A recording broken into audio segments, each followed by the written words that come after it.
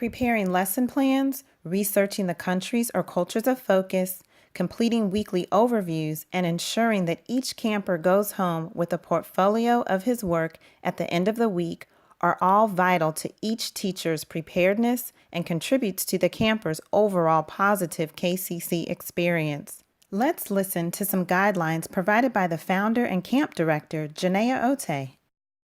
Making sure that each classroom is colorful, full of visuals, inviting, and well decorated is a KCC tradition.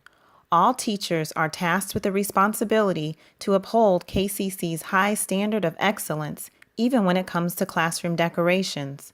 Let's listen to some tips from KCC co-founder and education coordinator, Jessica Silva.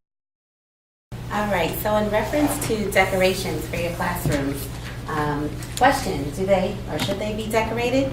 The answer is yes. Again, think if you were, of course, in this age group anywhere from the age of 3 to 12 and you walked into a classroom that had decorations in the room as opposed to one that did not. So please, as we continue to do our research and get our lesson plans together, make sure that you get an idea or a feel for the types of things that you want to put on the walls. They don't have to be anything expensive. In fact, we have a lot of supplies and things on hand already. The day that we are able to go to the school and do the decorating, a lot of things will be on hand and available for you.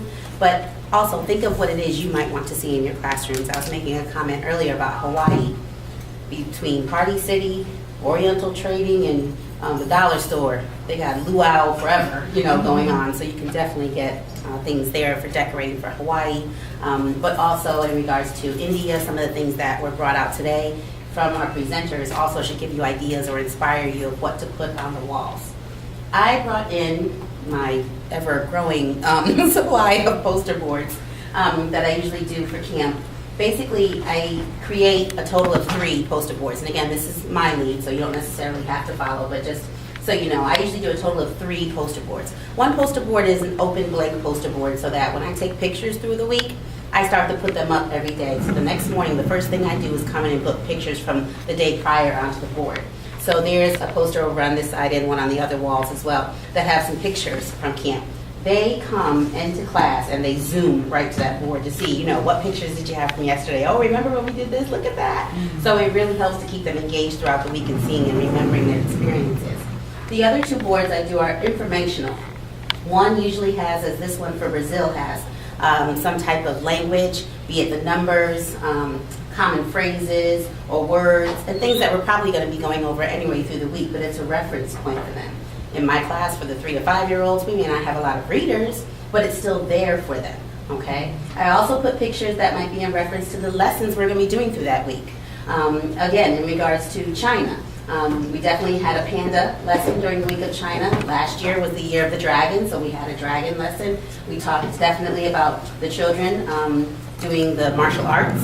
And we also tied in good old Kung Fu Panda. They had a great time with that. But again, these visuals help them to see what's going on in the week. And as I'm doing that very first class of every week, that should be an intro class. So that should be introducing them to the geography of where their area of focus is, introducing them to some of the cultures, some of the foods, some of the ideas, and your poster boards are going to help give visuals on that. And one thing I always try to put on some of my boards is a picture of the children that live in that area. Okay, so that they can again relate and see what the children in their age range or what they're doing that look like them in these other places. The other thing that I want to make mention of with regards to decorations is use what you have to decorate your room. In other words, a part of your lesson should include, as many of us have, some types of art and craft, some type of little project, something that goes away and goes, ooh, look at this. Use that to decorate.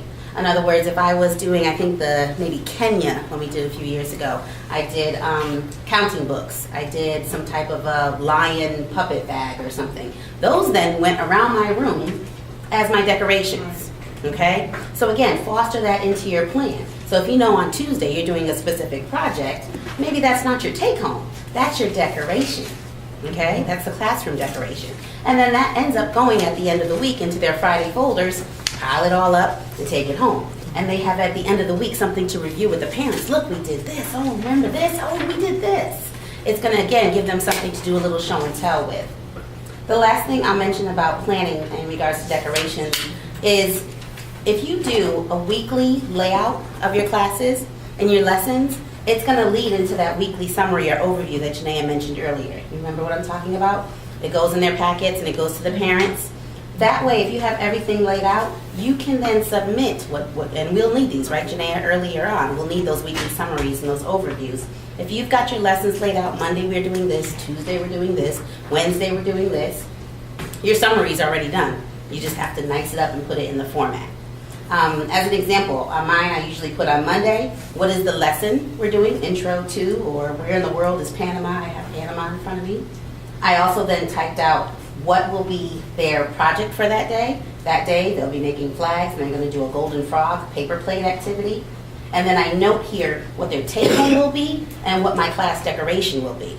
Okay, so their take home was actually a coloring sheet of the golden frog, and my class decoration was that golden frog project that they did went on the wall. Okay, so I hope that kind of makes sense, but more or less it gives you an idea with regards to the decorations. And even if you just have one board that you dedicate to the revolving decorations, that's fine. But they love, again, just to see their stuff, like we put it on the refrigerator or we put it on the wall. It's the same concept. Okay?